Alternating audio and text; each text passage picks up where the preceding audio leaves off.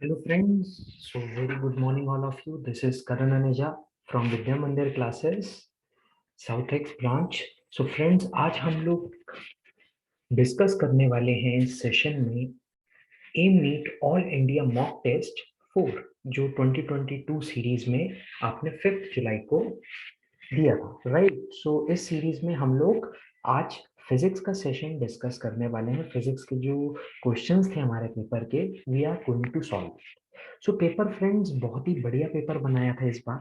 आपने देखा ही होगा कि पेपर में बिल्कुल नीट लेवल का क्वेश्चंस देखने को मिले थे, ना बियॉन्ड नीट ना less than NEET. So this is a very very plus point, right. आपको इससे आइडिया लगा होगा कि how to attempt such type of papers, क्योंकि हम लोगों को एज पर नीट ही तो प्रैक्टिस करनी है और ये पेपर उसमें बिल्कुल परफेक्ट था। सो अब हम इस सेशन में कंटिन्यू करने वाले हैं वन बाय वन क्वेश्चंस को, राइट। ओके, सो देखो 50 क्वेश्चंस हैं और आइडली हमें पता है नीट में हर फिजिक्स के एक क्वेश्चन के लिए 1 मिनट का टाइम है। तो 50 मिनट्स में ये पेपर हम लोग कंप्लीट कर सकते थे और आई होप आपने 50 मिनट्स में करा भी होगा ये पेपर कंप्लीट। सो विदाउट वेस्टिंग टाइम अब हम एक एक करके फ्रेंड्स शुरू करते हैं क्वेश्चंस को और सीखते हैं। सो let us move ahead. So first question जो फ्रेंड हमारी स्क्रीन पे विजिबल है, क्वेश्चन में बोल रखा है कि मैंने एक क्वेश्चन को प्रोजेक्टाइल, मतलब ये काइनेमेटिक्स का क्वेश्चन है, प्रोजेक्टाइल किया किसी हाइट से, ठीक है, विद सम वेलोसिटी, और आपसे पूछा गया एंगल बिटवीन एक्सेलरेशन और वेलोसिटी क्या क्या हो सकते हैं। जो बेस्ट ऑप्शन है उनमें हम लोगों को फोकस करना है, राइट। तो शुरू करते हैं। सो क्वेश्चंस हमने पढ़ लिए हैं कि क्वेश्चन में क्या बोल रखा है इस प्रॉब्लम में। सो अब हम चलते हैं फ्रेंड्स और डिस्कस करते हैं फिर अपना सॉल्यूशन। सो इस क्वेश्चन में कह रखा है हम लोगों को कि हमारे पास किसी हाइट से हमने एक पार्टिकल को प्रोजेक्ट किया, राइट। प्रोजेक्ट किया तो ये हाफ प्रोजेक्टाइल का केस होगा, राइट। अब फ्रेंड्स इस सिनेरियो में अगर हम बात करें, so downwards is the direction of acceleration always, ठीक है, ये ऑलवेज होगी ही होगी। टॉप मोस्ट पॉइंट पे अगर हम बात करें, टॉप मोस्ट पॉइंट पे वेलोसिटी हॉरिजॉन्टल होती है क्योंकि प्रोजेक्ट भी हॉरिजॉन्टली किया गया है। ओब्लिक प्रोजेक्टाइल भी कर सकते थे लेकिन हमने प्रोजेक्ट कैसा किया फ्रेंड्स, हॉरिजॉन्टली। तो इसका मतलब एंगल कितना बन रहा है इनिशियली, 90 डिग्री। सो पहला ऑप्शन मे बी 90 डिग्री, बिल्कुल सही बात है, राइट। ओके, इस पूरे प्रोसेस में अगर हम बात करें, ये देखो इस तरीके से, इस तरीके से, राइट। सो अब यहाँ पर अगर हम बात करें, ये एंगल अगर हम बात करें, this angle theta is acute. ये एंगल फ्रेंड्स आपका क्या है, एक्यूट। तो यहाँ पे एक्यूट एंगल की पॉसिबिलिटी है या 90 डिग्री की है, लेकिन ऑब्ट्यूज कभी भी नहीं हो सकता। सो इस हिसाब से फ्रेंड्स हम लोगों को हमारा आंसर मिल गया। इस सिनेरियो में ऑब्ट्यूज कभी नहीं हो सकता। कैन नॉट बी 90 भी गलत स्टेटमेंट थी ऑप्शंस की, कैन नॉट बी क्यूट गलत स्टेटमेंट। सो जो बेस्ट ऑप्शन बचता है हमारे पास, that is nothing but option 1। तो इस पहले क्वेश्चन का आंसर हो गया ऑप्शन 1। आई होप आपको इस क्वेश्चन से सीखने को मिला होगा, बहुत ही इजी क्वेश्चन था, right. So without wasting time, now let us move ahead to our second problem. अब सेकंड प्रॉब्लम हमारी स्क्रीन पे फ्रेंड्स, ये सेकंड प्रॉब्लम जो है हमारी, ये किस पे बेस्ड है सबसे पहले तो। सो सेकंड प्रॉब्लम को स्क्रॉल कर लेते हैं पहले तो पूरा अच्छे से विजुअलाइज हो जाए हमें। Yes, so this second problem is based on the concept of properties of thermodynamics, you can say thermal properties of matter, ठीक है। सब्सटेंस जिसका मास है m kilograms का requires a power input of p watt to remain in the molten state at its melting point। यानी कि मेरे को अगर मान लो पानी, वैसे तो सब्सटेंस दे रखा है, हम क्या मान लेते हैं, लेटेस्ट से सोच लेते हैं पहले पानी है, हमने पानी को हीट करना है, तब तक करना है, इस तरीके से हीट करना है कि पानी मेल्टन स्टेट में रहे, मेल्ट, ठीक है। मेल्टिंग पॉइंट आपको पता ही है पानी का 0 डिग्री सेंटीग्रेड होता है, यानी कि to remain in the molten state, right. Okay, so हमारे को मेल्टिंग पॉइंट पे पार्टिकल को लेके जाना है। अब पानी नहीं है, ये सब्सटेंस है हमें पता है, लेकिन देखते हैं। Now when the power is turned of, the sample completely solidifies in time t second. इसने बोल रखा है कि जैसे ही मैंने पावर रिमूव करी t टाइम्स में हमारा ऑब्जेक्ट जो है वो कन्वर्ट हो गया मॉल्टन स्टेट से सॉलिडिफाइड स्टेट में। यानी कि तुम ऐसा सोचो कि हमारे पास 0 डिग्री सेंटीग्रेड पे है दोस्तों पानी। 0 डिग्री सेंटीग्रेड पे पानी है। अगर मैंने इसको हीट दी तो पानी टेम्परेचर बढ़ाने लगेगा, लेकिन अगर मैंने इससे हीट विड्रॉ करी, अगर मैंने फ्रेंड्स इससे हीट क्या करी, विड्रॉ, तो विड्रॉ करने पर यही 0 डिग्री सेंटीग्रेड वाला पानी अब 0 डिग्री सेंटीग्रेड वाला आइस बन जाएगा। और इस काम को करने में मुझे लेटेंट हीट ऑफ फ्यूजन देनी पड़ेगी या विड्रॉ करनी पड़ेगी। तो बहुत ही सिंपल सा क्वेश्चन था ये वाला। तो अब हम यहाँ पे इस क्वेश्चन में क्या कर सकते हैं, जरा उसको देखते हैं। आओ, so we'll start with the solution of the second problem, right? We'll start with the solution of this second problem. So question second पे अब हम लोग चलते हैं और देखते हैं क्वेश्चन सेकंड पे अब क्या क्या रखा है हमने। तो क्वेश्चन सेकंड जो हमारे पास है, इस क्वेश्चन सेकंड पे हम लोगों को बोल रखा है कि एक m ग्राम का सब्सटेंस है, ठीक है, एक डिवाइस, इस डिवाइस की पावर है p की और इसको यूज किया मैंने t टाइम के लिए, राइट। ये m ग्राम का सब्सटेंस अब आपका सॉलिडिफाई हो जाता है। सो m ग्राम मॉल्टन को अगर मुझे कन्वर्ट करना है m ग्राम सॉलिडिफाइड स्टेट में, तो इस काम को करने के लिए जो हीट चेंज होगा, हीट चेंज वो कितना होने वाला है friends, that will B m into L, right. ये बात समझ में आ गई। लेटेंट हीट ऑफ फ्यूजन यहाँ पे L रिप्रेजेंट कर रहा है latent heat of fusion, latent heat of fusion. अब आपको एनर्जी पता है, टाइम भी पता है, इस काम को होने में कितना टाइम लग रहा है। सो हम क्या कर सकते हैं, हम सिंपली एनर्जी को अगर डिवाइड करेंगे टाइम से तो आ जाएगा पावर, इजंट इट। एनर्जी कितनी फ्रेंड्स, ml, टाइम कितना t equal to power p। हमें l फाइंड आउट करना है तो आंसर आ गया pt बाय m। अरे बताओ दोस्तों, क्या बात समझ में आई? सो अपना क्या आंसर आया, pt बाय m। अरे बताओ, क्लियर, पक्की बात? चलो बहुत ही बढ़िया। सो हमारे पास आया pt by m। Answer is first pt by m। इसमें किसी को कोई दिक्कत नहीं होनी चाहिए, बड़ा ही फंडामेंटल बेसिक क्वेश्चन था, राइट। सो इजी सा क्वेश्चन हम लोग कंप्लीट कर चुके हैं।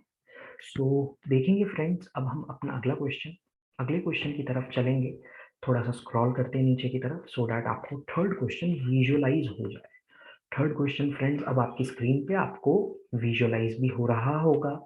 तो ये भी एक बहुत ही आसान सा बेसिक क्वेश्चन जो हम लोग क्लास में अपने रेगुलरली बच्चों को ग्रेविटेशन पढ़ाते हुए ये क्वेश्चन देते हैं। सो ये क्वेश्चन आपका ग्रेविटेशन चैप्टर का है, ठीक है। सिंपल सा फोर्सेस के ऊपर है। तो आपको बोल रखा है फ्रेंड्स, हमारे पास स्फीयर सेम मटेरियल का बने हुए हैं, सब दोनों के रेडियस r है, सेम है, और ये एक दूसरे को टच कर रहे हैं। आपको ग्रेविटेशनल फोर्स इन दोनों के बीच में बतानी है। अरे भाई बहुत ही इजी सा क्वेश्चन था ये तो, राइट। तो इस क्वेश्चन को अब विजुअलाइज करते हैं अपने स्क्रीन पे। सो पहले क्वेश्चन समझा, क्वेश्चन में हम लोगों को समझ में आ गया क्या कह रखा है, राइट। सो अब हम चलेंगे और सीखेंगे इस क्वेश्चन के बारे में, राइट, ठीक है।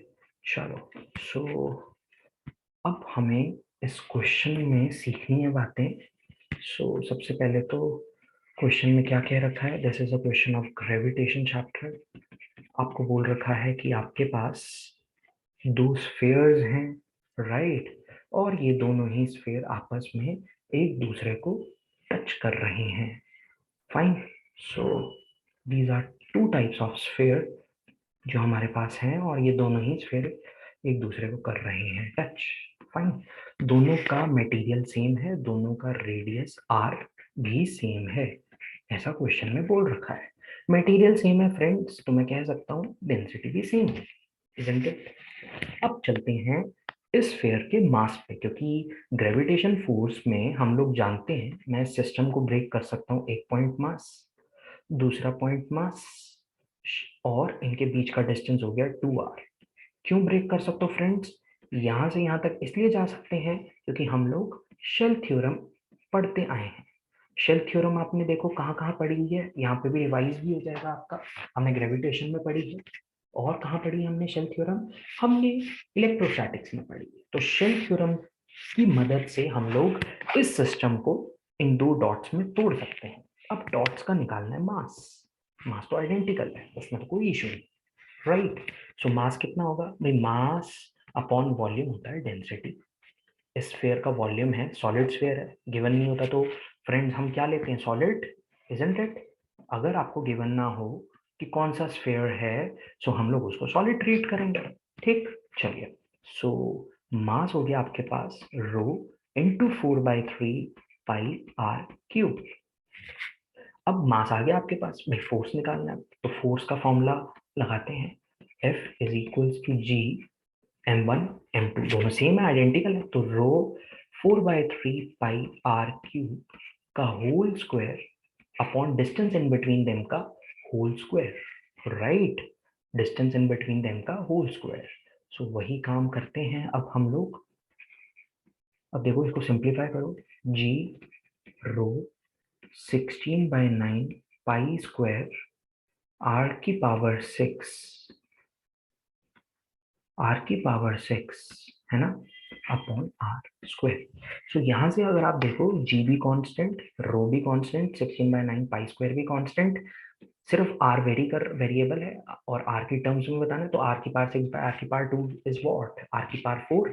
तो यहाँ से फ्रेंड्स हम लोगों का आंसर आ गया, force is directly proportional to radius की पावर 4। और ये कौन सा ऑप्शन है आपका? This is option 4। सो बहुत ही इजी सा क्वेश्चन ग्रेविटेशन का हम लोगों ने आपके साथ शेयर किया। मजा आया? चलो, सो अब आगे देखेंगे, कुछ नए क्वेश्चन की तरफ चलते हैं, देखते हैं। सबसे पहले तो भाई ये क्वेश्चन किसका है? अरे बहुत ही बढ़िया। सो ये क्वेश्चन तो अपना एसएचएम का है, और अभी तक हम देख पा रहे हैं पहला क्वेश्चन काइनेमैटिक्स, दूसरा क्वेश्चन थर्मोडायनामिक्स, तीसरा क्वेश्चन ग्रेविटेशन, और फोर्थ क्वेश्चन एसएचएम। यानी कि 11th में हम धीरे धीरे ऊपर आते जा रहे हैं, राइट? काइनेमैटिक्स के बाद अब हम लोगों को एसएचएम में फोकस करना है।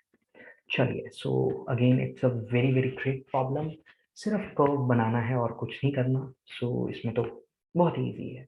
देखो भाई, आपको बोल रखा है पार्टिकल एसएचएम कर रहा है। अच्छा, तो एसएचएम कर रहा है अगर पार्टिकल, सो एक्स इस तरीके से वेरी कर रहा है, यानी कि जब पार्टिकल एसएचएम कर रहा है, तो इसको मैं ऐसे लिख सकता हूँ, x equal to A sine omega T plus पाई/2, इजंट इट? ठीक है भाई, चलो बहुत बढ़िया।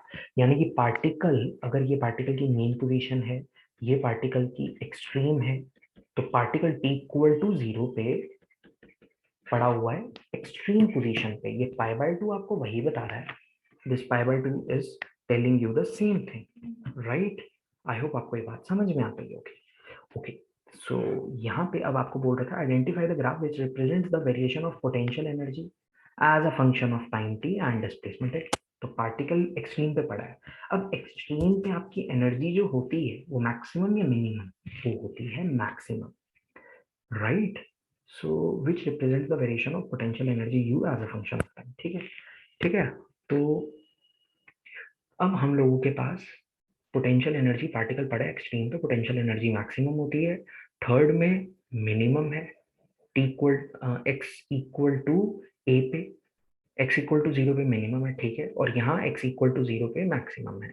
अब आप लोगों को पता है कि एक्स इक्वल टू 0 पे, एक्स इक्वल टू 0 पे पार्टिकल की पोटेंशियल मीन पे मैक्सिमम या मिनिमम? मिनिमम। मैक्सिमम कहाँ होती है? यहाँ। तो कौन से ग्राफ में दिखा रखा है मैक्सिमम? आई रिपीट, फिर से देखते हैं इसको। एक्स इक्वल टू 0 पे यहाँ 0 है, होनी भी चाहिए। यहाँ एक्स इक्वल टू 0 पे 0 नहीं है, नहीं होनी चाहिए। तो थर्ड सही है, तो इसलिए एक बात तो कंफर्म है कि ये थर्ड जो दिख रहा है ये बिल्कुल सही है। कोई दिक्कत? ठीक है, कंसेप्ट समझ में आया? अब यहाँ देखते हैं, टाइम टी इक्वल टू 0 पे पार्टिकल पड़ा था एक्सट्रीम पे। अरे भाई, टाइम टी इक्वल टू 0 पे अगर एक्सट्रीम है, तो एक्सट्रीम केस में टी इक्वल टू 0 पे पोटेंशियल मैक्सिमम होगी। सेकंड में मैक्सिमम या फर्स्ट में मैक्सिमम? फर्स्ट में मैक्सिमम दिख रही है, टी इक्वल टू 0 पे। सो इसका मतलब पहला ऑप्शन बिल्कुल सही है, यानी कि अपना आंसर आ गया थर्ड। क्या समझ में आया? अरे भाई ये तो बहुत ही आसान क्वेश्चन था एसएचएम का, हम लोगों को इसमें समझ में आ गया और आंसर आ गया अपना थर्ड। सो एसएचएम कंप्लीट, इजी सा क्वेश्चन हमने देखा। फाइन, चलिए आगे चलते हैं, कुछ नई बातें सीखने की कोशिश करते हैं अब हम लोग। सो अगला प्रॉब्लम अब हम लोगों को दिखाई दे रहा है कि धीरे धीरे अब हम 12th पे आ रहे हैं। जैसे ही 12th पे आए, देखा अरे भाई ये क्वेश्चन तो ऑप्टिक्स का है। ये क्वेश्चन किसका है? ऑप्टिक्स। सो ऑप्टिक्स में शुरू करते हैं इस प्रॉब्लम सेट को। इसको लिख के ही समझ में आएगा, इसलिए स्क्रीन को शेयर करते हैं। राइट, सो यहाँ पर देखते हैं। अब आपकी जो स्क्रीन आई है, इस स्क्रीन पे हमें ट्राई करना है ऑप्टिक्स का क्वेश्चन। ठीक है, so we have to try the problem on optics. Okay, so इस क्वेश्चन में कह रखा है हम लोगों को कि बकेट के अंदर कोई ट्रांसपेरेंट लिक्विड है and it's depth is 40 centimetre. ठीक है, सो सबसे पहले तो एक बकेट बनाते हैं। 40 सेंटीमीटर की डेप्थ है, इसमें पड़ा हुआ कोई आपका लिक्विड। ठीक है, अभी तक हमें ये समझ में आया तो मैंने ड्राइंग बना दी साथ के साथ। अब आपको बोल रखा है on looking from above the bottom appears to be raised by 8 centimetre. ठीक है, सो ऑब्जर्वर खड़ा हुआ है यहाँ पे। ठीक है, सो रेज यहाँ से जब जाती हैं सो इस तरीके से रिफ्रैक्शन करती हैं। सो ऑब्जर्वर को ऐसा दिख रहा है कि रेज एक्चुअल में बॉटम से नहीं आ रही बल्कि यहाँ से आ रही है। So this is image, this is object. आपको बोल रखा है ये डिस्टेंस कितना है? 8 सेंटीमीटर का। अरे भाई समझ में आया? Right, you have to just find the refractive index. What you have to find, आपको सिर्फ और सिर्फ इस सिस्टम का फाइंड आउट करना है दोस्तों, रिफ्रैक्टिव इंडेक्स, और कुछ नहीं फाइंड आउट करना। ओके, चलिए तो हमारे पास इस प्रॉब्लम के लिए फॉर्मूला होता है। फॉर्मूला होता है apparent depth is equal to real depth upon refractive index. ठीक है, अब यहाँ पर एपरेंट डेप्थ को देखो। एपरेंट डेप्थ ये 8 सेंटीमीटर एपरेंट नहीं है, तो शिफ्ट है। एपरेंट डेप्थ कितना है? ये वाला डिस्टेंस। ये वाला डिस्टेंस अब आपका कितना है?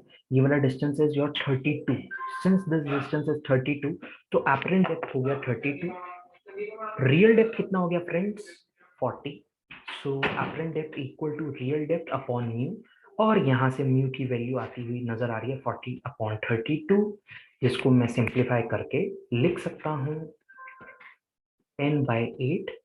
फर्दर थोड़ा सा इसको और सिंप्लीफाई करते हैं, 5/4। सो म्यू की वैल्यू इज 5/4। क्या समझ में आया कि म्यू की वैल्यू 5/4 कैसे आई? बहुत ही इजी सा क्वेश्चन था एज पर नीट, और हमारा mu equal to 5/4 is option 1। ठीक है, चलो तो ये क्वेश्चन भी अपना कंप्लीट करते हैं। अब आगे चलते हैं न्यू प्रॉब्लम की तरफ। So it is time for us to move to the new problem. तो अब हम लोगों के पास प्रॉब्लम 6 को करने का टाइम है। ठीक है, चलिए। So this problem is based on waves, sound waves पे बेस्ड ये प्रॉब्लम आपका। इस प्रॉब्लम में आपको कह रखा है कि if the intensity of sound is double then the intensity level changes from L1 to L2।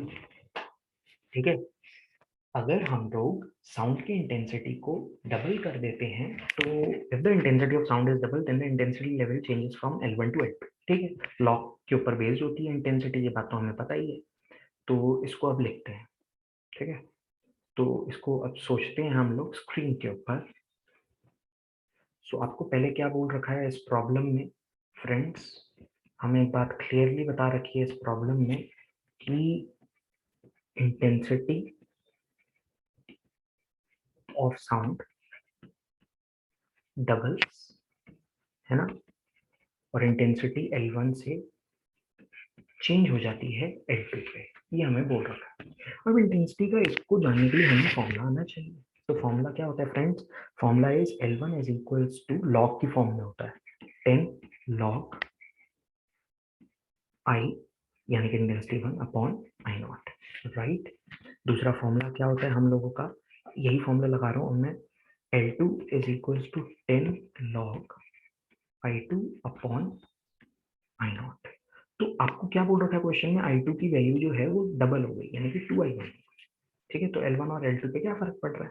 ठीक, इसमें कोई इशू तो नहीं होगा, सबको क्लियर आ गया होगा। पुट करते हैं चीजों को, तो जैसे मैंने पुट किया आ गया 10 log 2I1/I0। Got it. चलिए, सो अब हमें सब्ट्रैक्ट करना है। क्वेश्चन में ऑप्शंस में L2 माइनस L1 के फॉर्म में दे रखा है। सो L2 माइनस L1 को फ्रेंड अब हम करते हैं सब्ट्रैक्ट। सो जैसे ही मैंने सब्ट्रैक्ट किया, अपने पास आंसर सॉल्व करके क्या आया, 10 log 2I1/I0 minus 10 log I1/I0, right. और इसको सिंप्लीफाई करने के बाद जो फाइनली हम लोगों का आंसर आ रहा है, that is L2 minus L1 is 3। So this is your final answer, 3 decibels. ठीक है, समझ में आया, कोई इशू। चलिए, बहुत ही बढ़िया। कैसे इसको कर सकते हैं, लॉग की प्रॉपर्टी लगानी है और कुछ नहीं करनी। Log a minus log b is better written as log a by B.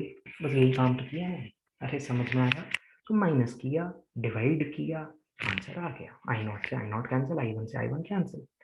Okay, कोई इशू, पक्का। चलिए, बहुत ही बढ़िया, हम लोग इस क्वेश्चन को कंप्लीट कर चुके हैं। सो ये था हमारा साउंड का क्वेश्चन। अगेन इजी क्वेश्चन था, और it is time for us to move ahead to new problem. ठीक है, चलिए, तो स्क्रीन को वापस अब हम रखते हैं एक नए प्रॉब्लम की तरफ। सो ये डिस्कस हो चुका है, अब हम लोगों को करना है प्रॉब्लम जो अपना डिस्कस, वो प्रॉब्लम है आप पे रोटेशन का। ठीक है, सो क्वेश्चन क्या कह रहा है, एक सिलेंडर को हमने पुल किया without slipping by a string, around it, wrapped around it। ठीक है, if the string is pulled with a velocity v, string को हमने पुल किया वेलोसिटी v से, then the center of the cylinder moves with a velocity vc equal to, बहुत ही सही बात है। ठीक है, तो ये रोटेशन में किसका क्वेश्चन है, सो ये रोटेशन में आपका क्वेश्चन है वो प्योर स्लिपिंग वाले कंसेप्ट का। ठीक है, प्योर स्लिपिंग। आपको इस क्वेश्चन में ये मानना होता है कि कहीं भी स्लिपिंग नहीं हो रही, लिखा भी हुआ cylinder is pulled without slipping. ठीक है, यानी कि यहाँ पे भी कोई स्लिपिंग नहीं हो रही, यहाँ पे भी कोई स्लिपिंग नहीं हो रही। इतनी बात क्लियर, कोई इशू। चलो, बहुत ही बढ़िया, हमें क्वेश्चन तो समझ में आ गया। अब इसको सोचते हैं, लिखते। तो रोटेशन का ये प्रॉब्लम, क्वेश्चन में आपको क्या कह रखा है, आपको क्वेश्चन में फ्रेंड्स कह रखा है कि आपके पास एक व्हील एक ऐसे प्लेस पे पड़ा है जहां पे स्लिपिंग नहीं हो रही बिल्कुल भी। ठीक है, ओके। सो वी से हमने इसको पुल किया, ये वी सी से आगे जा रहा है, राइट, और किसी ओमेगा से घूम रहा है। तो एक बात तो कंफर्म है, स्लिपिंग नहीं हो रही, यानी कि इस पॉइंट पर फोकस करते हैं। इस पॉइंट की वेलोसिटी आ गई कितनी, आपको पता होगा, v c minus r omega. इस पॉइंट की वेलोसिटी आ गई 0। ठीक है, v c minus r omega बराबर होगा 0 के। वी सी की वैल्यू कितनी आ गई, आर ओमेगा। फाइन, इतनी बात भी क्लियर हो गई होगी। अब यही कंसेप्ट को हम लोग अप्लाई करते हैं ए पॉइंट के लिए। तो अभी मैंने अप्लाई किया ये कंसेप्ट बी पॉइंट के लिए, आपने अपनी थ्योरी में सीखे हुए हैं कंसेप्ट। अब ए पॉइंट के लिए हम बात करें, तो ए पॉइंट पे वेलोसिटी कितनी आ गई, v c plus r omega, that will be equal to what, v. लेकिन हमें पता है कि वी सी आर ओमेगा के बराबर है। सो इस इक्वेशन 1 को इस इक्वेशन 2 में करूंगा मैं सब्स्टिट्यूट। सो फ्रेंड्स, जैसे ही मैंने सब्स्टिट्यूट किया, आ गया 2vc equal to v, vc की वैल्यू आ गई v/2, खत्म। बहुत ही इजी सा प्रॉब्लम, समझ में आ गया होगा कि ये vc की वैल्यू v/2 कैसे है। अरे बताओ, इज इट क्लियर, कौन सा ऑप्शन दे रखा है, ऑप्शन 3। सो इस क्वेश्चन नंबर 7 में आंसर आ गया आपका ऑप्शन 3। बहुत ही इजी सा बेसिक सा क्वेश्चन, लेकिन बच्चों को ये क्वेश्चन लगता है टफ, क्योंकि वो करते नहीं है मेहनत रोटेशन चैप्टर में। बट क्या इजी था ये प्रॉब्लम, हाँ, ये प्रॉब्लम तो बहुत ही इजी था। Okay, so shall we move ahead? Oh, wonderful. We have completed up to 7 problems. It is time for us to move to next problem. चलो आगे भाई, अपने क्वेश्चन की शीट में जो हमारा पेपर था सो अब हमारे पास अगला क्वेश्चन आ चुका है आपके स्क्रीन पर 8। अगेन ये क्वेश्चन मैकेनिक्स का है, मैकेनिक्स रोटेशन भी मैकेनिक्स का था, 8 भी मैकेनिक्स का है, और ये आपका लॉज ऑफ मोशन का है। ऐसे क्वेश्चंस तो क्लास में हम लोग थ्योरी में पढ़ते ही हैं, तो नीट में वही है, सब पढ़ा हुआ आता है। इट डिपेंड्स आप रिवाइज किस तरीके से कर रहे हो। जितना अच्छा रिवीजन होगा उतना ही अच्छा मार्क्स अपने आप स्कोर आएगा, क्योंकि स्पीड ही मैटर कर रही है। ठीक है, चलिए। तो क्वेश्चन में बोल रखा है 3 ब्लॉक्स पड़े हैं स्मूथ इंक्लाइन प्लेन पे with force M with a force acting on m1 to the incline. आपको कांटेक्ट फोर्स m2 और m3 के बीच में लगानी है। चलो आओ मैकेनिक्स के इस प्रॉब्लम को अब हम डिस्कस करेंगे स्क्रीन के ऊपर। सो बहुत ही इजी सा प्रॉब्लम, 3 ब्लॉक पड़े हैं m1 m2 और ये प्रॉब्लम में m3। अब इनके बीच का एंगल कितना है दोस्तों? एंगल है थीटा। फोर्स लगाया सबसे पहले हमने एफ पार्टिकल पे, ठीक है।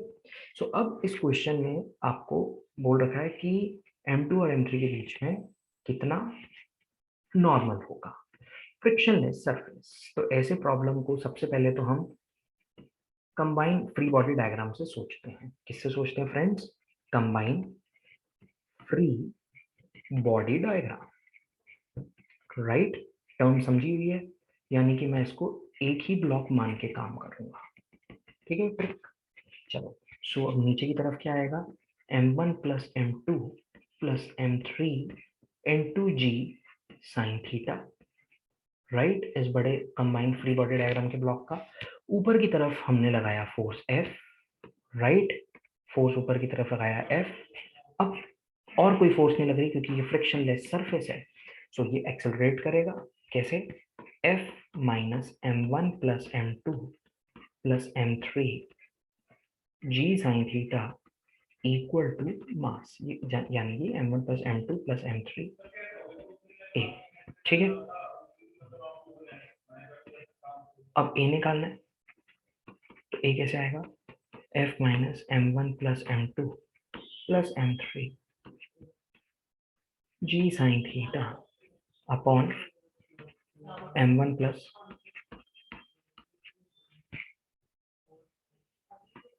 ठीक है।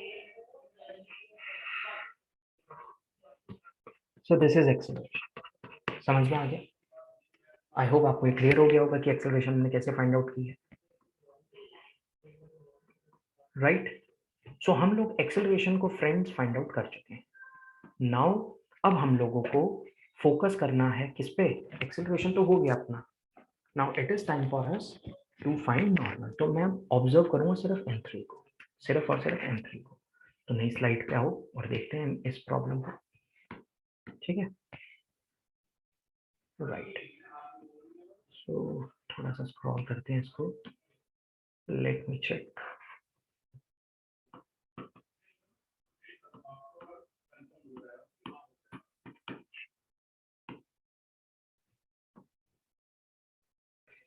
सो फ्रेंड्स, हमने एक्सेलरेशन निकाल दी है, राइट। अभी एक्सेलरेशन की हमारे पास वैल्यू आ गई।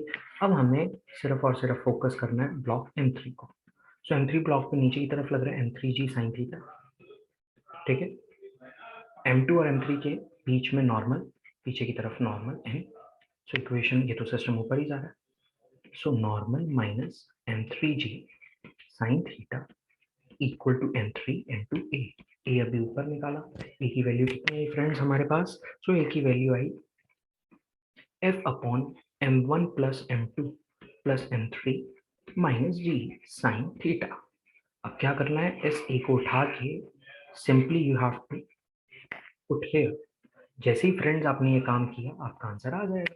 तो इसको सॉल्व करने पे जो नॉर्मल की वैल्यू हमारे पास आ रही है, that is m3f upon m1 plus m2 plus m3, ठीक है। ये आपका आंसर। आई होप आपको समझ में आ गया होगा ये प्रॉब्लम कैसा किया। ये सारा प्रोसेस करने पर जो आपका आंसर आएगा क्वेश्चन नंबर 8 का, that is coming to be 3। Okay, चलिए। So let us now move ahead to next problem. और नेक्स्ट प्रॉब्लम हम लोग डिस्कस करते हैं। सो नेक्स्ट प्रॉब्लम फ्रेंड्स, अब हम लोगों के पास आ गई है स्क्रीन पे। It is a problem again of kinematics, ठीक है। सो ग्राफ के बारे में पूछा गया, देख रहे हो आप ग्राफ का कितना इंपॉर्टेंस है। ग्राफ के बार बार क्वेश्चन आए जा रहे हैं क्योंकि ग्राफ इज इंपॉर्टेंट टॉपिक। सो आपको बोल रखा है इस क्वेश्चन में velocity time graph for a particle moving along x axis is shown in the figure, ठीक है। आपको इसमें डिस्प्लेसमेंट टाइम ग्राफ बताना है। अब फ्रेंड्स एक बात तो कंफर्म है, ये एक स्ट्रेट लाइन बन रही है, this is a VT graph, ठीक है। सो इसका जो डिस्प्लेसमेंट होगा that will B positive, okay okay right. So velocity क्या आपकी कांस्टेंट है? इस ग्राफ को देख के बताओ। नहीं, ये तो वेरी कर रही है। अब एक्स की ग्राफ में अगर वेलोसिटी वेरी कर रही है तो आपका क्या वेरी करेगा? Slope, right. स्लोप आपका वेरी करेगा। वेलोसिटी इंक्रीज ही कर रही है, ओनली वेलोसिटी इज इंक्रीजिंग। अचानक से आके वेलोसिटी होगी नेगेटिव, ठीक है, अचानक से हुई है, ठीक है। सो इसमें सेकंड में अचानक से नहीं होती, हमें वेलोसिटी दिखाई दे रही है, ये दिख रही है।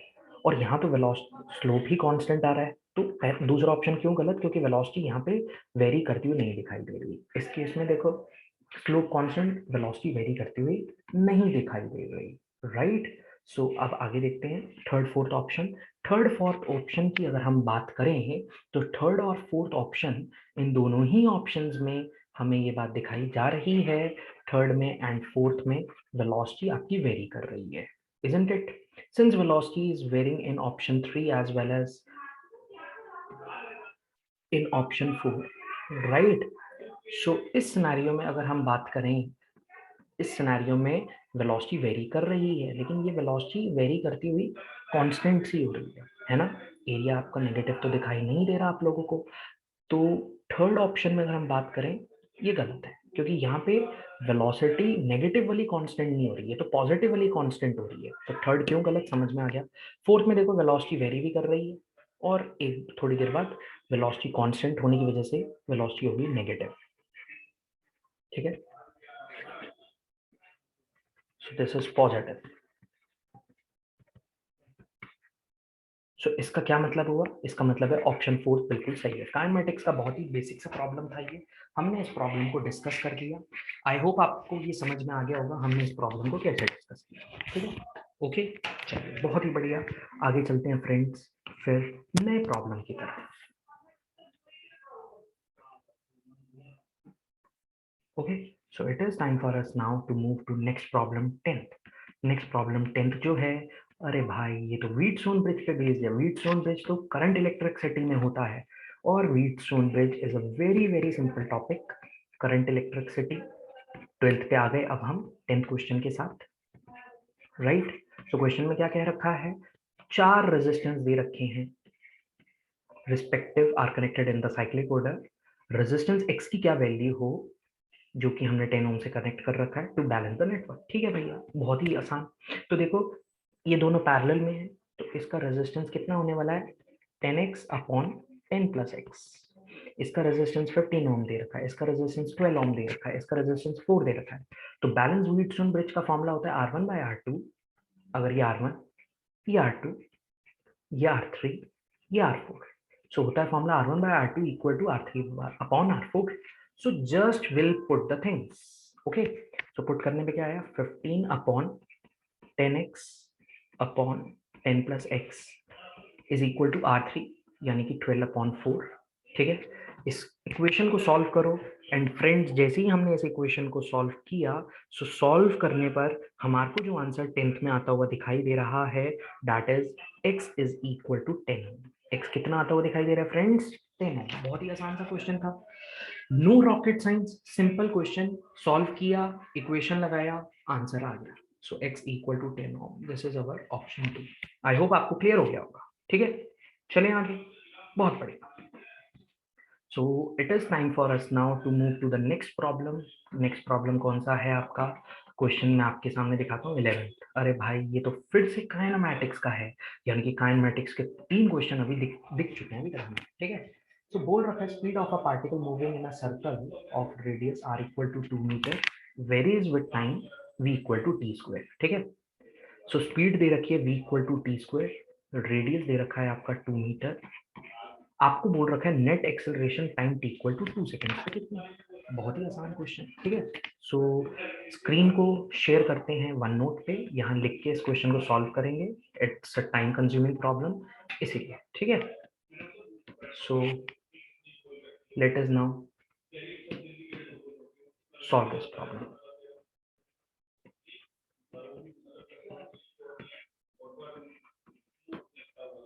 ठीक है। सो t इक्वल टू 2 सेकेंड्स पे हमें क्या फाइंड आउट करना है, एक्सेलरेशन। ठीक है। तो देखो यहाँ पे यार दो एक्सेलरेशन एग्जिस्ट करती है, एक होता है रेडियल एक्सेलरेशन, एक होता है आपका टेंजेंशियल एक्सेलरेशन, है ना। ये दो टाइप के होते हैं। टेंजेंशियल एक्सेलरेशन निकालना है, क्या करो, स्पीड का डेरिवेटिव। जैसे ही आपने स्पीड का डेरिवेटिव किया, आंसर कितना आ गया, 2t। रेडियल एक्सेलरेशन का फॉर्मूला क्या होता है, v square upon r. v की वैल्यू आ गई t की पावर 4 अपॉन आर, राइट। अब किस टाइम पे आपको पूछा गया है to find out the things, right. हमें बोल रखा है to find out the things at t equal to 2 seconds. तो पुट करते हैं, तो आपका आंसर आ गया 2 की पावर 4 अपॉन 2, यानी कि 2 की पावर 3, यानी कि 8 मीटर पर सेकेंड स्क्वायर, ठीक है। और इधर बात करें, सो 2 इंटू 2 यानी कि आ गया 4 मीटर पर सेकेंड स्क्वायर। दो एक्सेलरेशन रेडियल टेंजेंशियल दोनों ही दे रखी हैं। This is a r, this is a t. क्या करना है, simply under the root of a r square plus a t square निकालोगे तो नेट एक्सेलरेशन आ गया, और सॉल्व करके आंसर आ गया 8 square plus 4 square. Once you will solve this, इसको सॉल्व करने पे आपका आंसर आ गया √80 मीटर पर सेकेंड स्क्वायर, ठीक है। समझ गए फ्रेंड्स। हमें पता है ए आर और ए टी होते हैं, जैसे मान लो अगर ये सर्कल है, सो इधर की बात करें, this is a T, this is a are, angle कितना है 90 डिग्री। सो यहाँ से आपका ये आंसर आ गया, ठीक। आई होप आपको क्लियर हो गया होगा ये प्रॉब्लम। सो बहुत इजी सा प्रॉब्लम था, अभी तक कोई एज सच डिफिकल्ट प्रॉब्लम हमें नहीं दिखा, सब एकदम आसान से जैसे नीट में पूछे जाते हैं वही प्रॉब्लम्स आए हैं। Okay, so it is time for us now to move to our next problem.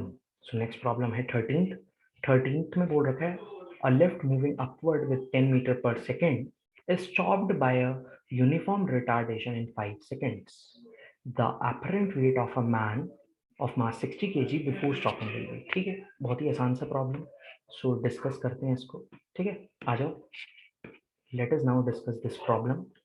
So question में क्या कह रखा है आपको, lift is moving with 10 metre per second.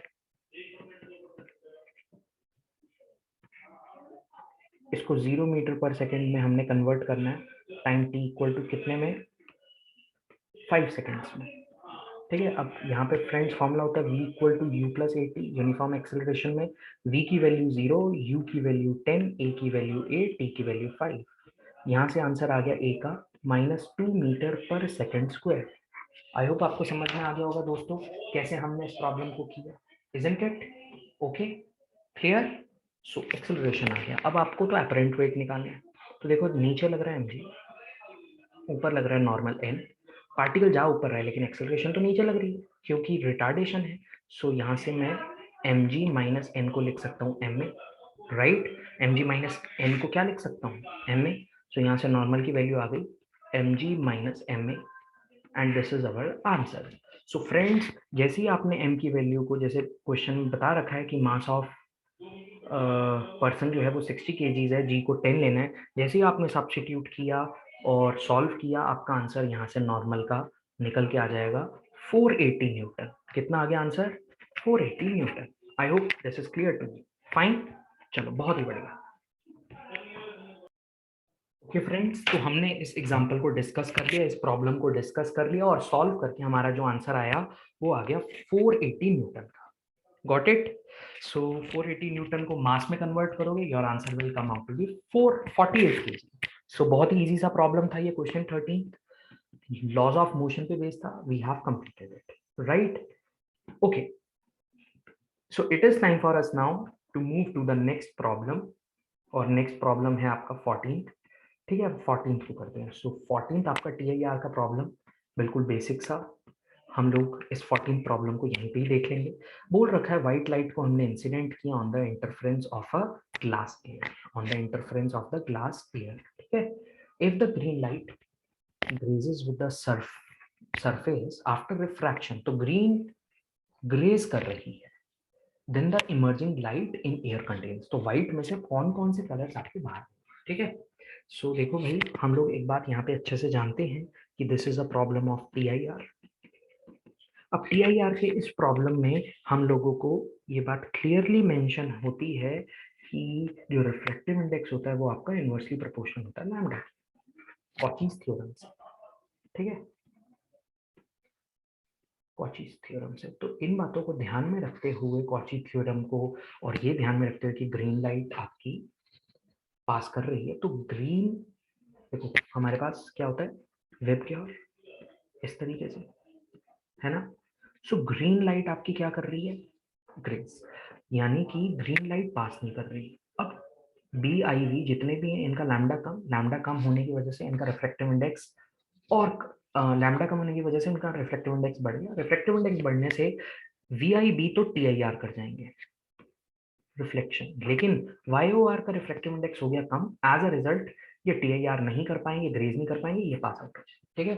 तो आपका आंसर आ गया YOR, यानी कि पहला ऑप्शन आपका TIR का। गॉट इट, ठीक है भाई, पक्की बात। चलो बहुत ही बढ़िया, समझ में आ गया हमें, बहुत ही इजी सा क्वेश्चन था ये तो, ऑप्टिक्स 12th क्लास का। सो ऑप्टिक्स के अभी तक हम देख चुके हैं, 2 क्वेश्चन हमारे सामने आ चुके हैं, दोनों ही काफी इजी टाइप के थे, मतलब जिसको कंसेप्ट आते हैं वो ओरली भी कर सकता है इन क्वेश्चंस को, है ना। ओके, अब आगे हमारे पास next problem. So next problem कौन सा है, कैपेसिटर्स पे based. So it's a problem 16 based on capacitor, ठीक है। कैपेसिटर का प्रॉब्लम अच्छा खासा सा प्रॉब्लम लग रहा है हमें, बड़ा सा। सो क्वेश्चन में बोल रखा है, figure shows an arrangement of 4 parallel plate capacitor, all the plates are separated by a distance d, the plates A and D are joined together, ठीक है, and a battery of EMF E is attached between plate B and C। सो आपसे पूछा गया system का capacitance कितना होगा, बहुत ही इजी सा क्वेश्चन लग रहा था, कितना कॉम्प्लेक्स होगा, लेकिन क्वेश्चन जब हमने रीड आउट किया सो हमें आइडिया लग गया ये तो बड़ा ही सिंपल सा प्रॉब्लम, ठीक है। चलो अब इस क्वेश्चन में अगर हम बात करें, ए और सी आपके कनेक्टेड हैं, ए और सी आपके क्या हैं, ये कनेक्टेड, फाइन। सो बी और सी डिफरेंट है, तो ए और डी कनेक्टेड है, तो मैं सबसे पहले तो ए और डी को एक ही मान लेता हूँ। सो ए से बी तक एक प्लेट, बी से सी, ये ए रीजन, ये बी रीजन, फिर उसके बाद आपको पता चल रहा है बी से सी तक दूसरी प्लेट, है ना। बी से सी तक दूसरा कैपेसिटर, एक कैपेसिटर हो गया, दूसरा हो गया। अब सी से डी तक की बात करनी है, वो कुछ आपका इस तरीके से आ गया, है ना, राइट। और बैटरी लगी है आपकी कुछ बी और सी टर्मिनल के बीच में। थोड़ा सा इसको क्लीन करते हैं पहले। सो इस सिनेरियो में आपकी बैटरी बी और सी के बीच में लगी है, ठीक है, दिस इज द केस। अब देखो यहाँ पे चार्ज इस तरीके से फ्लो करना शुरू करेगा, इधर और फिर इधर, तो हमें पता चल रहा है ये वाले दोनों कैपेसिटर्स किसमें, सीरीज के parallel, they are in your series, और इन दोनों का इफेक्टिव रिजल्टेंट BC के है पैरेलल। सीरीज में चीजें क्या हो जाती हैं, C/2 की फॉर्म में आ जाती हैं, तो ये हो गया आपका एप्सिलॉन नॉट 1/d, एक का है तो दोनों का हाफ हो जाएगा, एप्सिलॉन नॉट A/2d, ठीक है।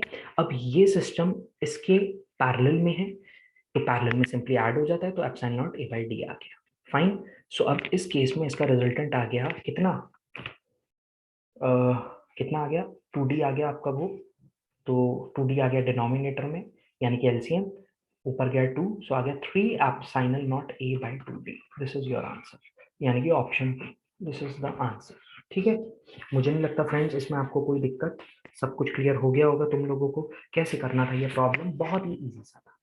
तो कैपेसिटर का ये प्रॉब्लम हम कंप्लीट कर चुके हैं। So now let us move ahead, अब हम लोगों को अगले प्रॉब्लम पे मूव करना है, ठीक। सो नेक्स्ट प्रॉब्लम जो हमारे स्क्रीन पे आ चुका है, दैट इज प्रॉब्लम 20th। इस प्रॉब्लम 20th में हमें क्या कह रखा है, स्क्वायर लूप को हम मूव कर रहे हैं from the wire with a constant velocity. हमने एक स्क्वायर लूप लिया फ्रेंड्स, और इस स्क्वायर लूप को हम एक कांस्टेंट वेलोसिटी से आगे कर रहे हैं मूव, यानी कि मूव करने से क्या होगा, फ्लक्स और मैग्नेटिक फील्ड वेरी करेंगी। फ्लक्स और मैग्नेटिक फील्ड वेरी करने से क्या होगा, सिस्टम में फ्रेंड्स प्रोड्यूस होगा इंड्यूस ईएमएफ। इंड्यूस ईएमएफ आने से क्या होगा, इंड्यूस ईएमएफ आने से हम लोगों को समझ में आता है कि इंड्यूस ईएमएफ आने से सिस्टम के पास करंट आएगा। वही पूछा गया डायरेक्शन क्या है। तो देखो करंट जा रहा है भैया ऊपर की तरफ, कर्ल किया, कर्ल करने से मैग्नेटिक फील्ड आ रही है अंदर की तरफ। अब अंदर की तरफ मैग्नेटिक फील्ड इस तरीके से आ रही है हर जगह। तो अगर आप राइट डायरेक्शन में जा रहे हो, कौन से डायरेक्शन में जा रहे हो फ्रेंड्स, कौन से डायरेक्शन में जा रहे हो, राइट डायरेक्शन में, right. If you are moving in the right direction, if you are moving in the right direction, so field आपकी अंदर की तरफ बढ़ रही है या घट रही है, घट रही है। क्या हो गया, क्योंकि मैग्नीट्यूड कंटिन्यूसली घटता जा रहा है तो घट रही है फील्ड। अब फील्ड घटने से क्या हो रहा है, हमें एक बात और समझ में आ गई कि फील्ड घटने से करंट ऐसा फ्लो करेगा जिससे अंदर की तरफ फील्ड बढ़ जाए। ठीक है, फील्ड बढ़ने से अब हम बात करें तो करंट अगर इसमें फ्लो कर रहा है इस तरीके से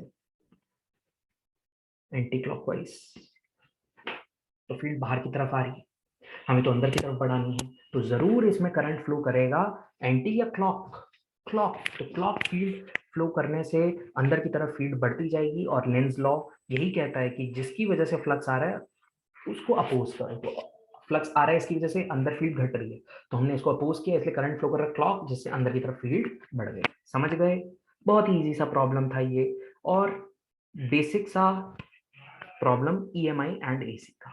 ठीक है, चलो आगे देखेंगे अब हम। So it is time for us to move to our next problem. फिर से 11th क्लास पे आ गए हम। तो बोल रखा है 5 ग्राम ऑफ वाटर है, 30 डिग्री सेंटीग्रेड पे 5 ग्राम आइस है, -20 डिग्री सेंटीग्रेड पे मिक्स कर दिया। ठीक है, तो आपसे क्या पूछा क्वेश्चन में कि भैया हम लोगों को ये बताना है इस प्रॉब्लम में कि फाइनल वेट ऑफ आइस कितना होगा। चलो आओ इस क्वेश्चन को देखते हैं।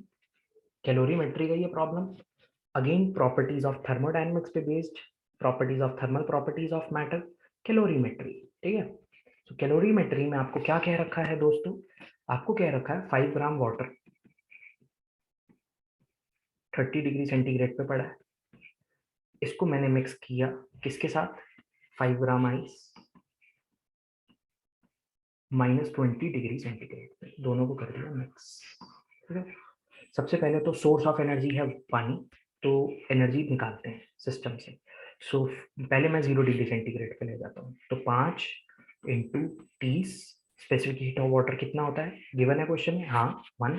सो 5 × 30 × 1, यहाँ से हीट आ गई 150 कैलोरीज।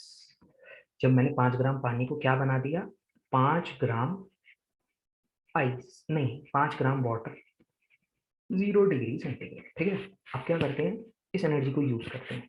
अब देखो, अगर हम बात करें 5 ग्राम को, 5 ग्राम आइस को मैं 5 ग्राम आइस पे कन्वर्ट कर दूं 0 डिग्री सेंटीग्रेड पे, तो अब ये सिस्टम से एनर्जी लेगा, यानी कि ये तो था सोर्स ऑफ एनर्जी और ये क्या है, consumer. As a result I can say कि ये अब कंज्यूम करेगा एनर्जी, तो यहाँ पे अब आपकी एनर्जी जो आएगी वो कितनी आएगी, 5 × half, specific of ice is half, × 20। ठीक है, तो यहाँ से आ गया आपका 50 कैलोरीज। तो हमें समझ में आ गया कि भैया अभी तक हमारे पास 150 वाली एनर्जी यूज नहीं हुई, तो अब क्या होगा, 100 कैलोरी अभी भी बची है। अब ये 100 कैलोरी से कुछ आइस, बर्फ, कुछ बर्फ पानी बन जाएगा। इतनी बात समझ में आ रही है। तो हमें मान लो कि x ग्राम, अब हम दिखाते हैं करके। सो अब हम क्या मानते हैं, x gram ice convert into water.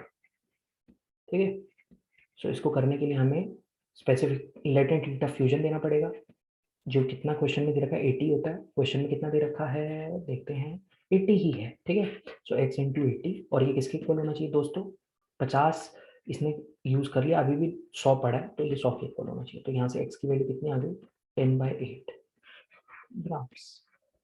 ठीक है, तो x ग्राम कन्वर्ट हो गया, तो बचा कितना इस 5 - 10/8, यानी कि 40/8, 40 - 10/8, यानी कि 30/8 ग्राम्स आइस आपके पास बच गई।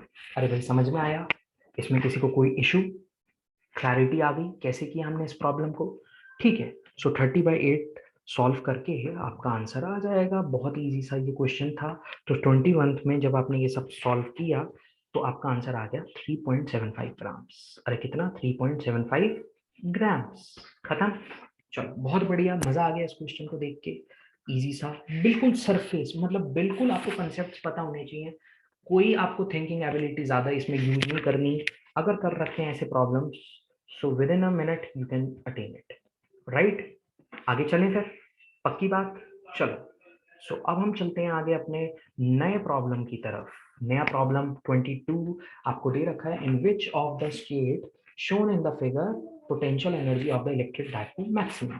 ओके, अब दोस्तों ये भी बहुत ही आसान सा प्रॉब्लम। पोटेंशियल एनर्जी का फॉर्मूला यहीं लिख देते हैं, होता है minus P vector dot E vector. आपको पता है कि जहां पे पोटेंशियल एनर्जी बोला गया मैक्सिमम क्या होगी, अब मैक्सिमम क्या होगी, प्लस पीई, है ना, क्या होगी, प्लस पीई। तो देखो इस केस में अगर हम पी और ई के बीच में 180 डिग्री का एंगल रखते हैं, पी और ई के बीच में कितना एंगल, 180 डिग्री का, आंसर आ जाएगा, राइट। तो देखो यहाँ पे पी वेक्टर इस तरीके से माइनस से पॉजिटिव, यहाँ ई वेक्टर इस तरफ, एंगल कितना 180, सो प्लस पी, आंसर आ गया। तो पहला ऑप्शन सही लिख रहा है। इधर देखें एंगल 180 नहीं है तो ये गलत है। एंगल यहाँ पे कितना है, ये पी ये ई, और एक्यूट है तो एंगल यहाँ पे आंसर नेगेटिव गया, गलत। इधर परपेंडिकुलर, कोई दिक्कत नहीं। इधर आंसर माइनस पी, तो मैक्सिमम कितना आ रहा है, यहाँ तो जीरो था क्योंकि एंगल 90 है, कॉस 90 जीरो होता है, तो पहला ही आपका आंसर है। तो 22 में पहला आंसर आ गया। Got it. आई होप आपको क्लैरिटी आ गई होगी। चलो आगे चलते हैं नए प्रॉब्लम की तरफ। So it's time for us now to move to our new problem. और ये प्रॉब्लम फिर से वेव्स की आ गई, ठीक है। ये प्रॉब्लम फिर से किसकी आ गई फ्रेंड्स, वेव्स की। सो अब इस नई प्रॉब्लम को देखते हैं। सो आपको इस प्रॉब्लम में क्या कह रखा है, हमें इस प्रॉब्लम में कह रखा है बीट्स पे बेस ये प्रॉब्लम थी। Okay, so it is time for us to focus the problem.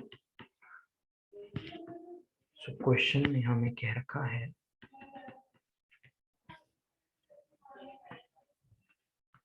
ठीक है। सो यहाँ पे अब हम चलते हैं। हमें क्वेश्चन में कह रखा है टू ट्यूनिंग फॉक्स हैं, P और Q, और इन टू ट्यूनिंग फॉक से आपकी 4 बीट्स आ रही है। कितनी बीट्स आ रही है टू ट्यूनिंग फॉक से, 4 बीट्स, ठीक है। If a prong of a fork P is filed, लिखा फील्ड हुआ है, बोलना चाह रहा है फाइल्ड, ठीक है। P को हमने फाइल कर दिया तो बीट रिड्यूसेस टू 2 पर सेकेंड। तो ऐसा करने पे मान लो इसकी फ्रीक्वेंसी थी fp, इसकी है fq। तो सबसे पहली बात, दो रास्ते हैं, fp minus fq is equals to 4। दूसरा रास्ता है fp fq minus fp is equal to 4। तो हमने फाइलिंग कर दी। हमने क्या कर दी फ्रेंड्स, फाइलिंग करने पे क्या होगा, fp की फ्रीक्वेंसी बढ़ जाएगी। अगर फ्रीक्वेंसी fp की बढ़ गई तो ये बढ़ गया, अगर फ्रीक्वेंसी fp की, तो fp तो कांस्टेंट है तो बीट भी बढ़ जाएगा, लेकिन बीट तो घट रहा है, तो इसलिए ये वाला रास्ता तो गलत है। हमें समझ में आ रहा है, आंसर यहीं से ही छुपा हुआ है। अरे क्यों, क्योंकि fp को फाइल किया, फाइल करने से ये बढ़ गया तो बीट घट गया। Got it. अच्छा भाई, सो अब आपको बोल रखा है Q की फ्रीक्वेंसी है 250 हर्ट्ज, FQ इज 250 हर्ट्ज, हमें निकालना है FP। तो FQ माइनस 4 बराबर FP, यानी कि 250 माइनस 4 इक्वल टू FP, यानी कि 246 hertz is your final answer. क्या समझ गए कैसे किया इस प्रॉब्लम को, एकदम आसान सा प्रॉब्लम था ये, बीट्स का बिल्कुल बेसिक सा। So we have completed it. It is time for us now to move to new problem, ठीक है। चलिए, सो न्यू प्रॉब्लम की तरफ चलते हैं अब हम। अब हमारे को न्यू प्रॉब्लम में कह रखा है कि bob of a simple pendulum of length L is released, its linear displacement is given by, ठीक है। So friends, again this is a problem of SHM। इस प्रॉब्लम को सोचते हैं, कहना तो चाहिए ये SHM का नहीं है, मतलब दिस इज, SHM के दो टाइप्स होते हैं, एक होता है फ्रेंड्स लीनियर SHM और एक होता है आपका एंगुलर SHM। तो ये किसका है, it's a problem of angular SHM। But ठीक है, थीटा बहुत बहुत छोटा होगा तो थीटा एक्स बराबर हो जाते हैं, इसलिए वो एंगुलर लीनियर कंबाइन कर रहे हैं, बट कायदे से this is a problem of angularisation. ठीक है, सो क्वेश्चन में क्या रखा है, एक simple pendulum bob is released at t equal to 0 from a position of small angular displacement. So हमने t equal to 0 पे स्मॉल थीटा की डिस्प्लेसमेंट से पार्टिकल को कर दिया रिलीज। ओके चलो, सो अब आपको बोल रखा है it's linear displacement at any time t is given by.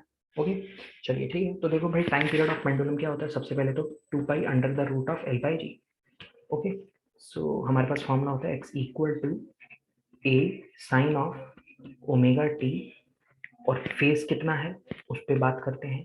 सो यहाँ पे इसने स्मॉल डिस्प्लेसमेंट बोल रखा है, ठीक है, सो फेज ले लेते हैं कोई थीटा का फाई। सो एम्पलीट्यूड यानी कि पार्टिकल यहाँ पे पड़ा हुआ है, अब एम्पलीट्यूड पे फेज डिफरेंस जो होगा, ये तो एम्पलीट्यूड हो गया ना, तो पार्टिकल इतने में ही करता रहेगा ऑसिलेट।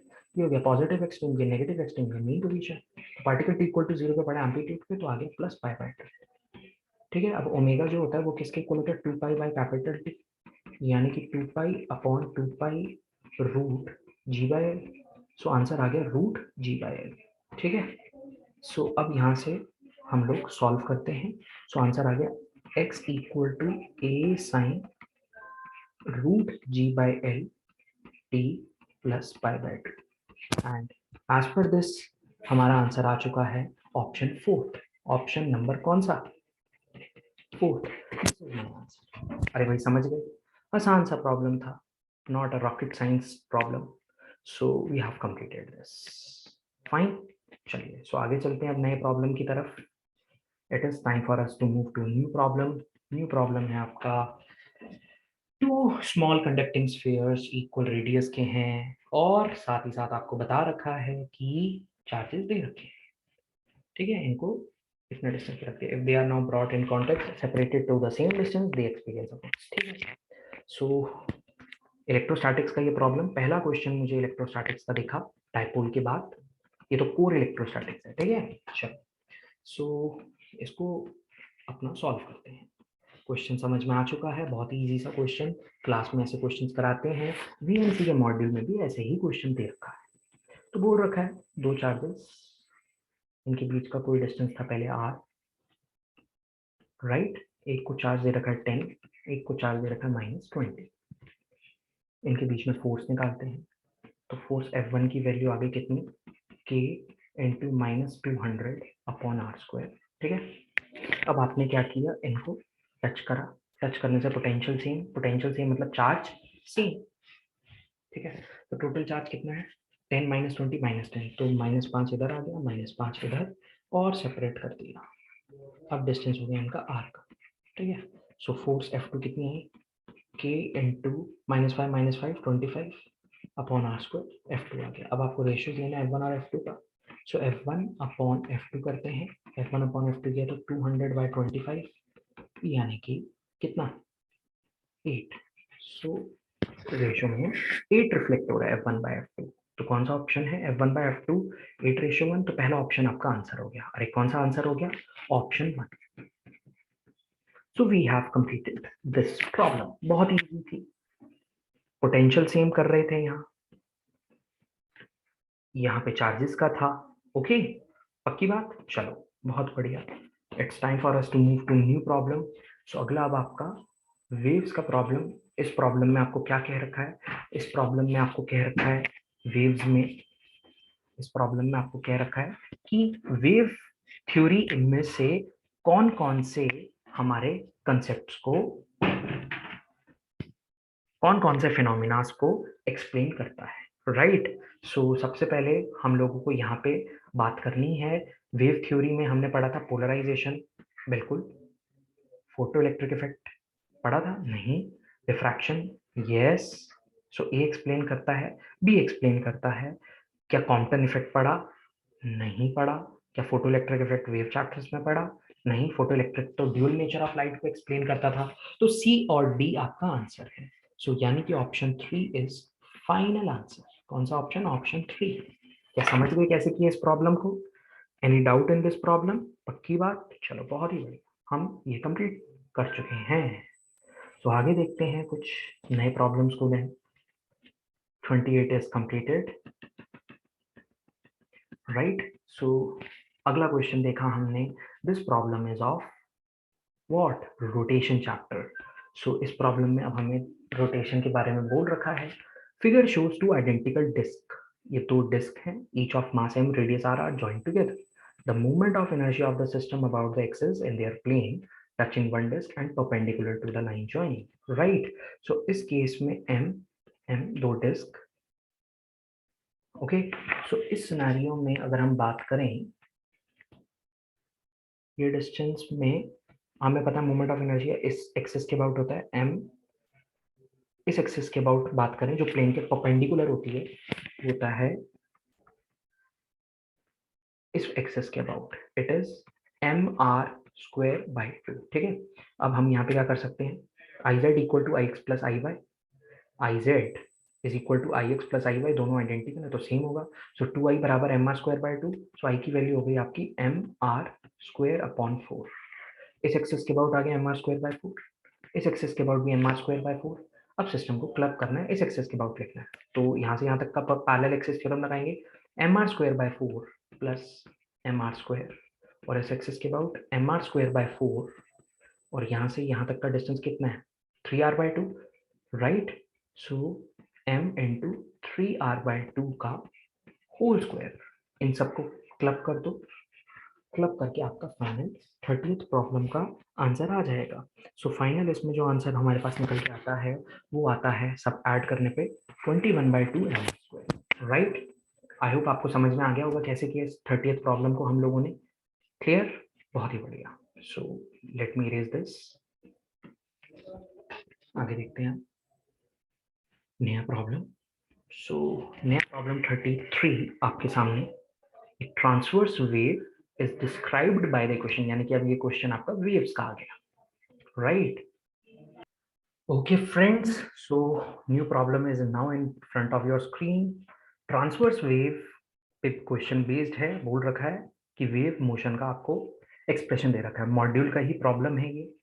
इनफैक्ट ये प्रॉब्लम प्रीवियस ईयर में भी आया हुआ है, ठीक है। सो चलते हैं इस प्रॉब्लम के सॉल्यूशन पे।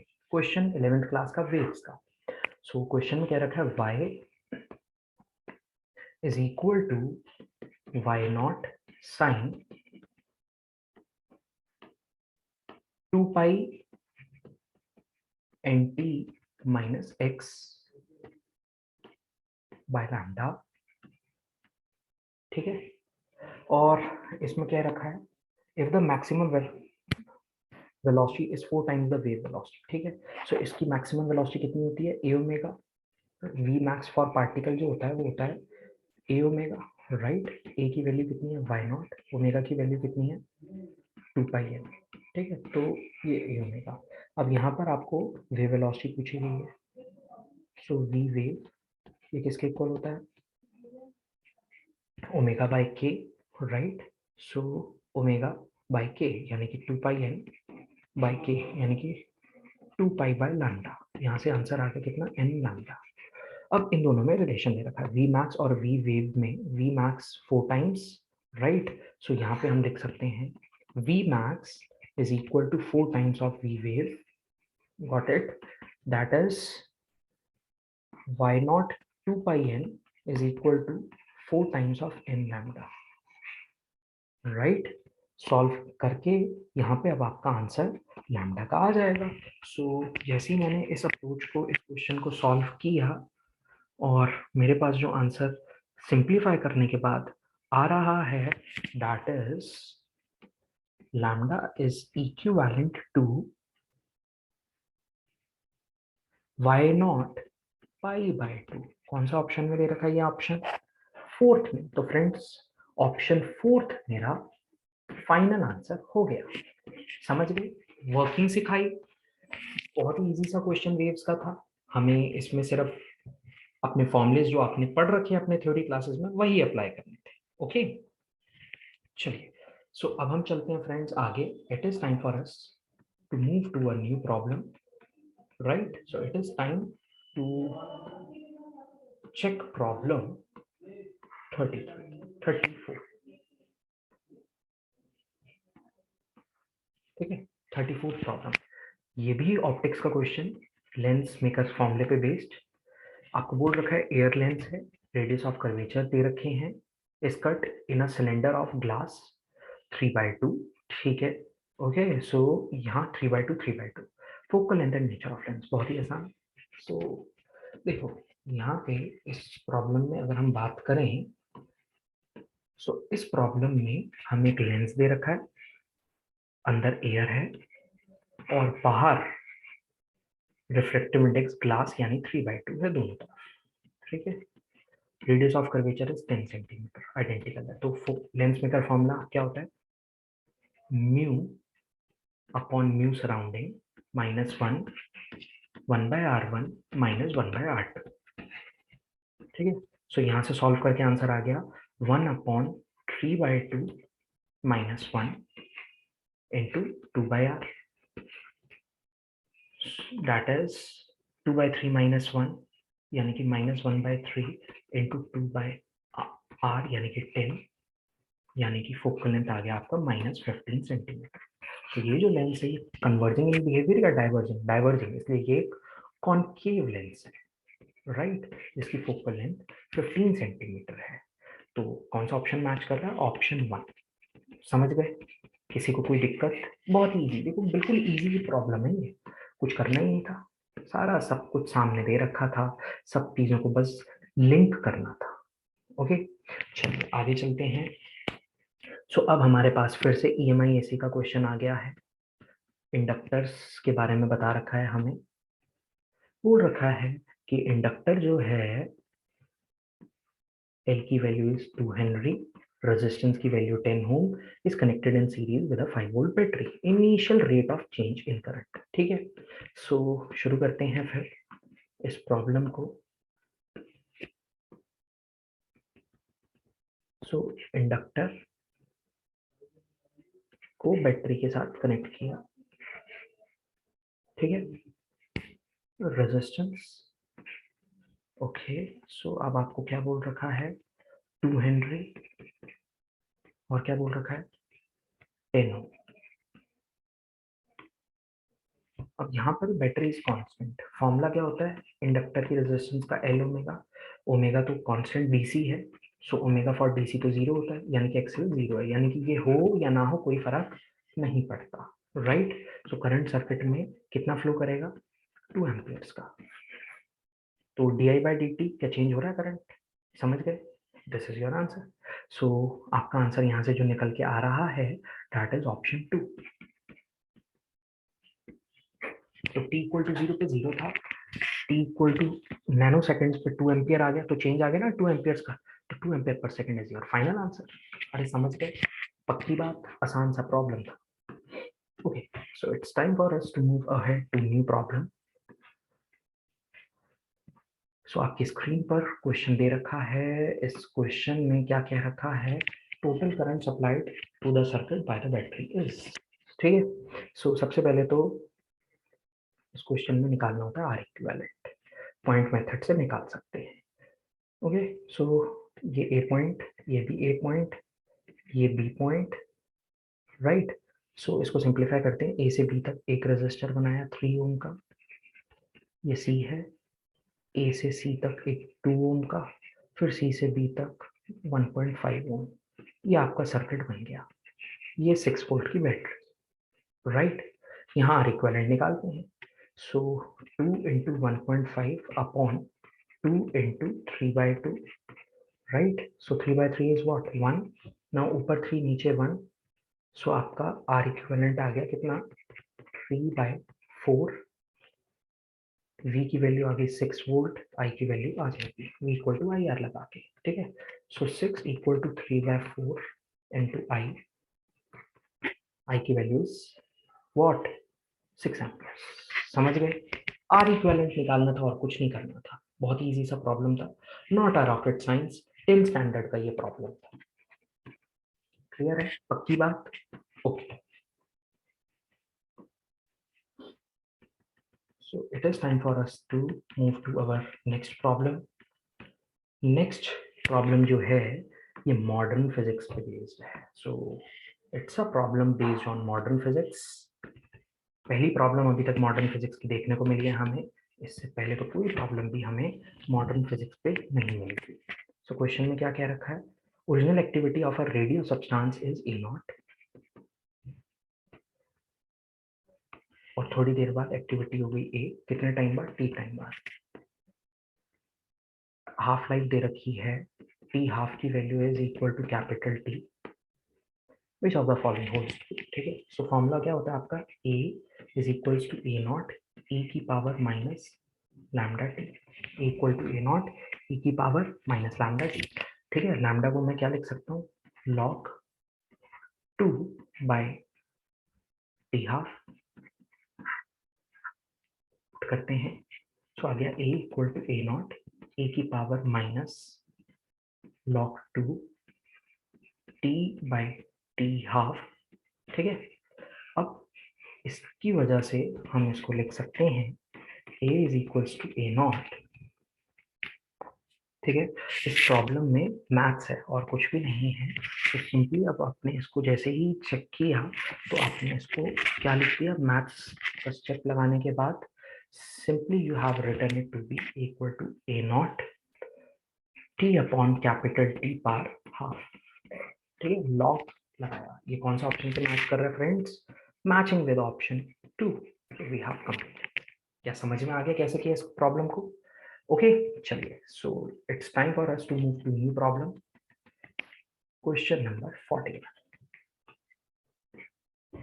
सो it's a problem based on your KTG. ये प्रॉब्लम किस क्वेश्चन पे है, केटीजी पे।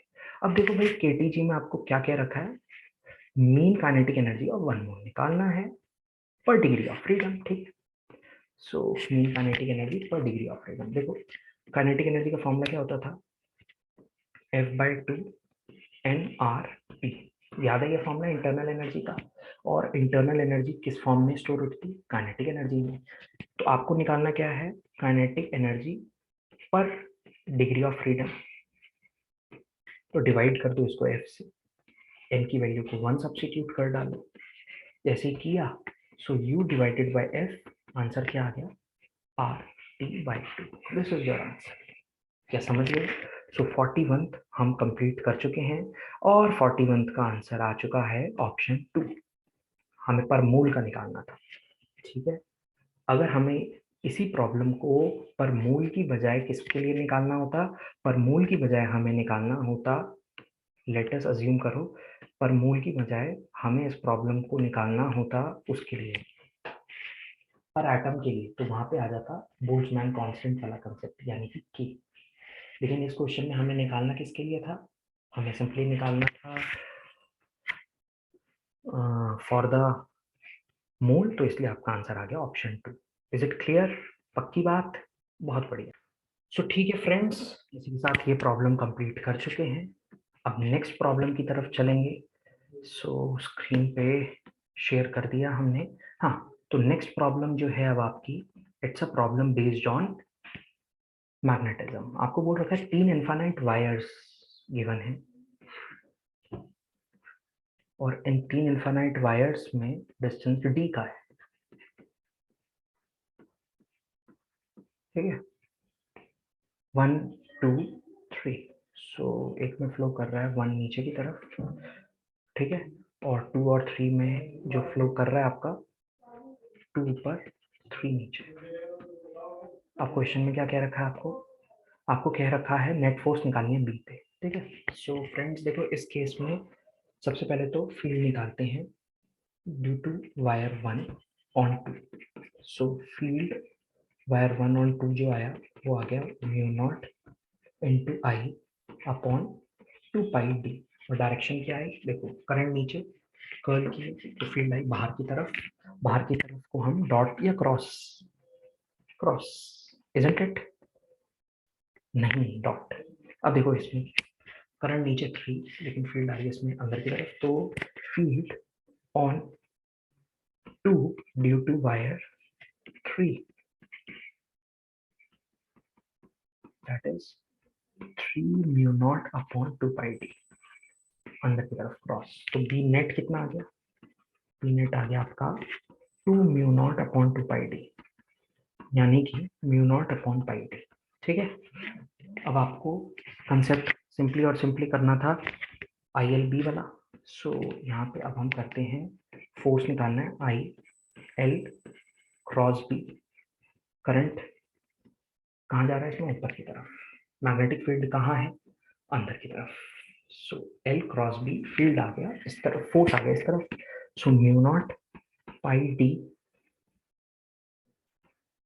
Mu naught upon pi d, 2 mu naught upon pi d आपका फोर्स का आंसर आ गया, और ये फर्स्ट वायर की तरफ अट्रैक्ट हो रहा है, इसलिए क्वेश्चन में लिख भी रखा है डायरेक्टेड टुवर्ड्स ओ।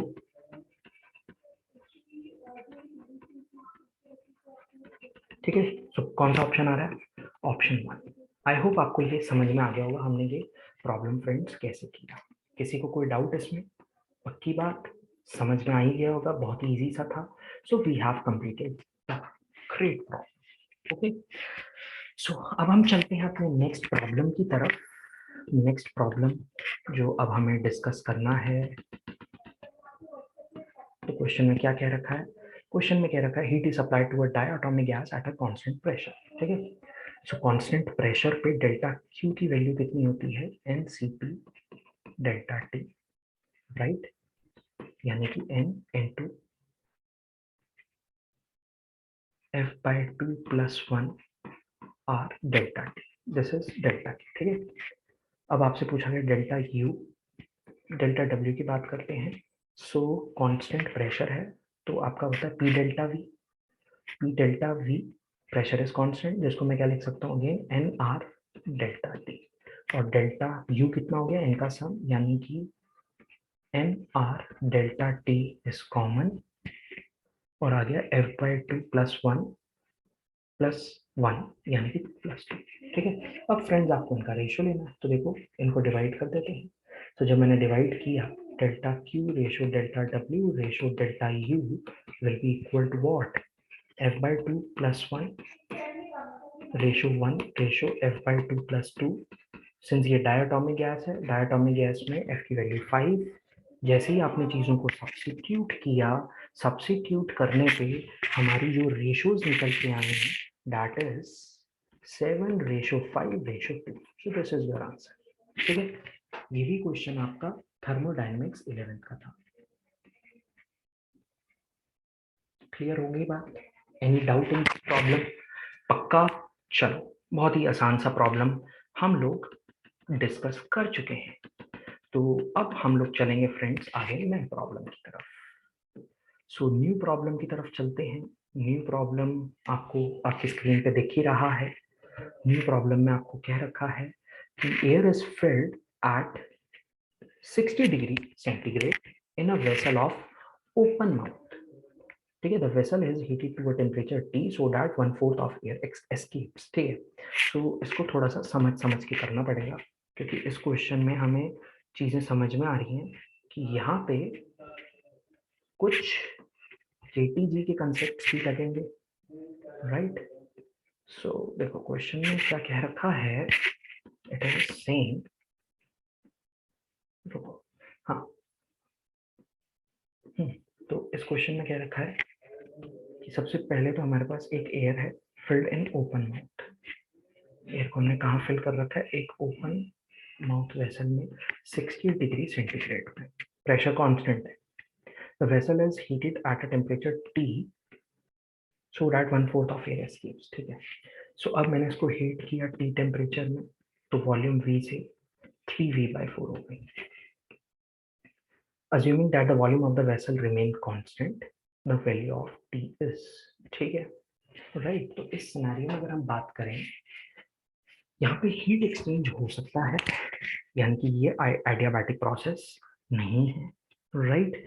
यहाँ पे हमें एक और बात समझ में आ रही है कि इस प्रोसेस में आपका मास कांस्टेंट नहीं रहेगा, राइट।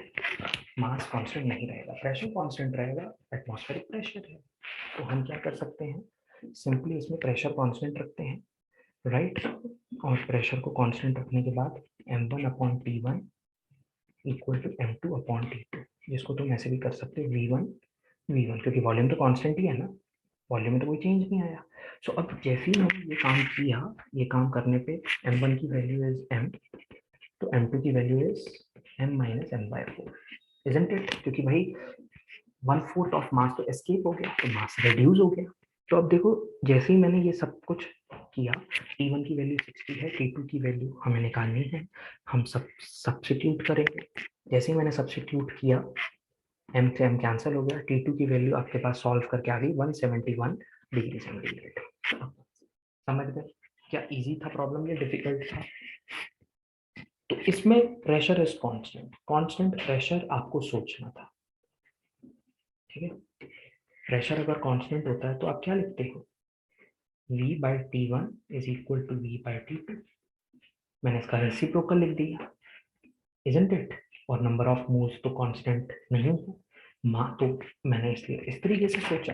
अरे आई बात समझ में कैसे करना था ये प्रॉब्लम, राइट? चलिए, आई होप आपको ये बात क्लियर हो गई।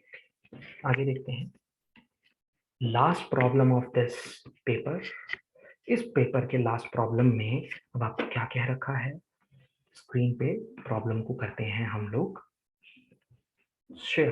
तो क्वेश्चन में क्या रखा है, एक cylinder containing an ideal gas, ठीक है, ideal gas in a vertical position has a piston of mass m that is able to move up और डाउन, ठीक है? तो पिस्टन फिक्स नहीं है, पिस्टन कैन मूव, लेकिन पिस्टन पे बाहर की तरफ देखो प्रेशर कितना है, P0, और साथ ही साथ वेट की वजह से प्रेशर है mg/, ठीक है? तो मूव कर रहा है, इसका मतलब मूव कर सकता है, तो मूव, ठीक है? If the temperature is increase, अब आपने टेम्परेचर को इंक्रीज करना शुरू किया, ठीक है? इंक्रीज करेंगे तो कंटिन्यूअसली मॉलिक्यूल्स कोलाइड करेंगे, इन कोलिजन की वजह से ये पिस्टन लिफ्ट कर सकता है ऊपर, है ना?